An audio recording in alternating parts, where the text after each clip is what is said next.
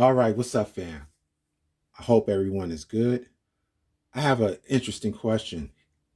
Do you think that some Latinos, some Puerto Ricans, will use their African ancestry as a vehicle to navigate in Black spaces?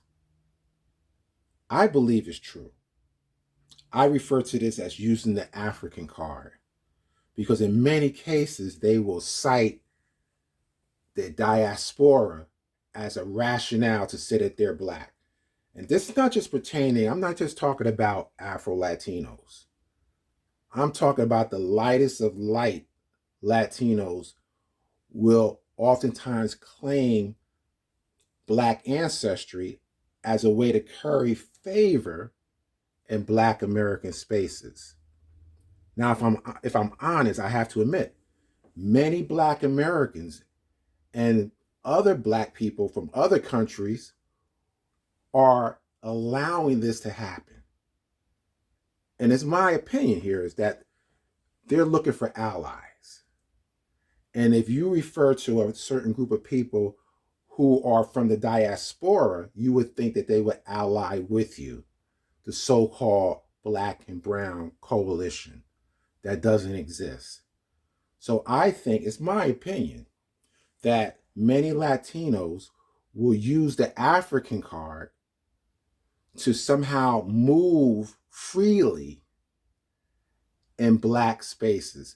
This is how we got in trouble in reference to hip hop, because it was an open door for Latinos to come in, for some of them to even use the N word freely without any accountability. So let me tell you how I came to do this video, because a couple of weeks ago I did a video on Kamala Harris, and I was advocating for the fact that I felt that she was Black. Her ancestry says she's Black, and she has every right to claim that she's Black, as well as South Asian. And so what I was trying to do is use Puerto Ricans as an analogy, how in many ways we see them as Black. Irrespective of their skin tone, we refer to them as Black. So my thing was, well, why can't we do that with Kamala Harris? So, but yet, a couple of people on the panel pushed back and didn't think that that was true, that Puerto Ricans would use what I would call the African card. Many of them do it. And so in this video, I'm going to present a few examples of certain Puerto Ricans using the African card to curry favor in Black spaces.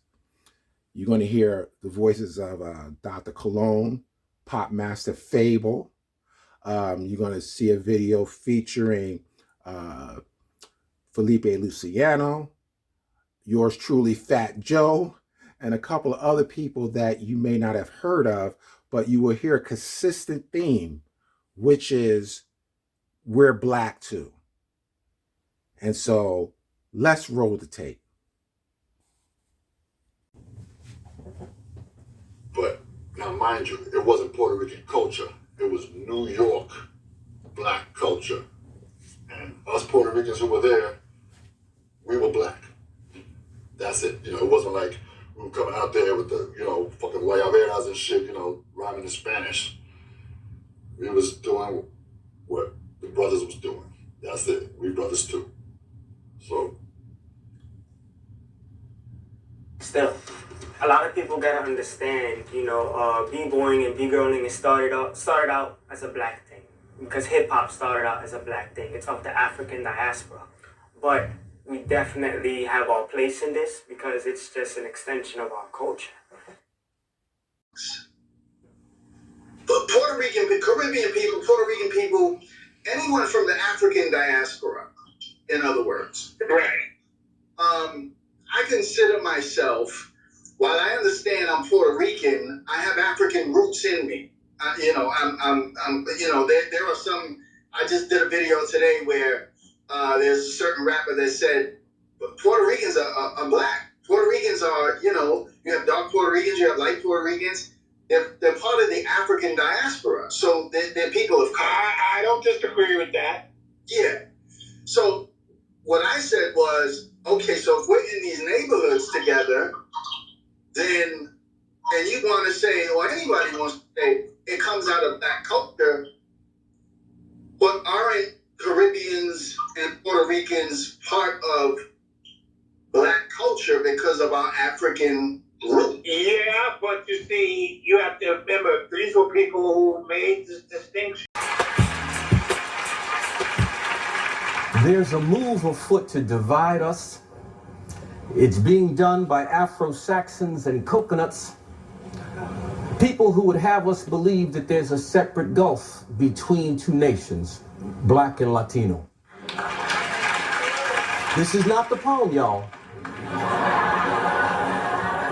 I'm telling you, there's no difference between Beaufort, South Carolina, and Ponce, Puerto Rico. You hear me? Too many of us grew up in the projects and did bids in the joint together to have anyone divide us on the basis of language. Mambo is black, merengue is black, R&B is black, joropo is black, flamenco is black, guaguancó is black, bomba is black. Be careful. They will come to you and say, be careful with those hordes of Spanish people. Fuck them. Now, what Felipe just did right there, he tried to equate Latin music with our music to say that it's one and the same. It comes from the same people. This is the trick bag. He also mentioned Ponce, Puerto Rico being the same place or the same culture as Beaufort, South Carolina. Again, trying to marry both groups as if they were one. Ponce, for the record, is mostly white. It's not like Beaufort, South Carolina. But the point I'm making is simple. They will use anything to try to gain connection or linkage to our culture, to our cultural achievements by saying or try to suggest it's all the same. That our African roots, via the diaspora and all of that, we have the cultural DNA in us already. So hip hop is a natural inheritance. What was it like getting ready before you? All the music is African. Brazilian music, All of it. Dominican music, Spanish drums, all the music is African music. So, you know, you getting on the Afro beat now. I've been in Africa. They've been doing that. You know what I'm saying? Like, you know what I mean? It ain't new. All the music is African. You know what I'm saying? But you right. Like, you know what I'm saying? Even in Puerto Rico, when you go to Caribbean, like let's speak about Latinos not being black. Latinos are black. Mm-hmm. In Cuba at one time, there was 8 million Cubans. 5 million, unfortunately, were slaves. 3 million were actual Cubans.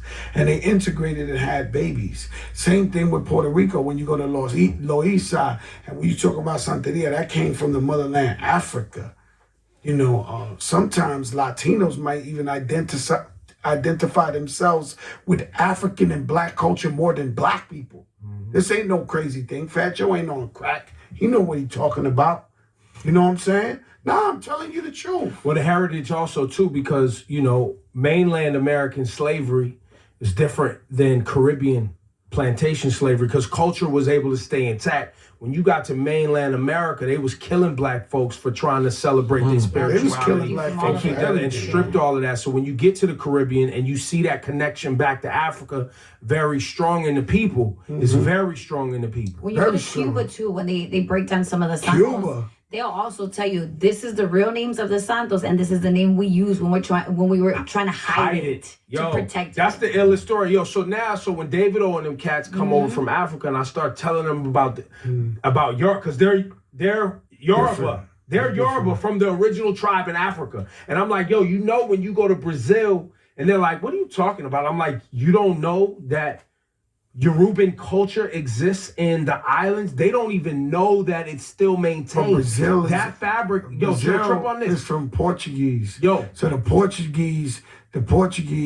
colonized Brazil. Yeah. So that's why you got Brazil is pretty much Africa. Yeah. And they speak Portuguese. And the same thing in Angola. But I'm telling you, they don't even know that was maintained. That's not commonly shared. That between Yoruban people in Africa, that in the Caribbean and the colonies of America, that stayed intact. It blows their mind. Yeah.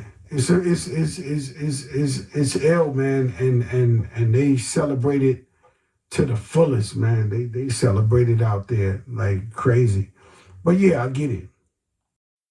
Check this out, fam. I'm interested in determining whether or not that my experience in reference to Puerto Ricans using the African card is a one-off, or is it your experience as well? Because like I told you before earlier, some people don't think that's the case. And I'm sure there's going to be Puerto Ricans that don't think it's the case. They think that it's okay for them to use the African card. And I liken it to this. Many Puerto Ricans, let's be honest, they have on average 20% African ancestry. Some have even less than that. All right. Let's compare that to Black Americans. We have 20% European ancestry. Now, do you think that as a Black man that I could say, oh, I'm 20% European, don't you see me as white? No, they would never accept me as white, even though I have 20% European ancestry. But for some reason, we allow Puerto Ricans to do that. All Puerto Ricans have to do is say they're Puerto Rican or they are Cuban. Again, it doesn't matter how light they are. All they have to do is say that, and many Black Americans will accept that as proof or enough evidence to say, oh, yeah, you qualify for being Black. You can identify as Black. We give them that permission. All right. And what I like in this too, again, is that we constantly are looking for allies. We're in this thing by ourselves. Black people, we're in this by ourselves. Stop inviting everybody to the cookout. All right. We need to stop that. Let's continue to protect the culture, gatekeep the culture. All right. Let's stay strong as Black people in America. All right. Now, if you haven't subscribed, please subscribe. Definitely thumb up that video. All right. Share. Hey, and till the next time, peace.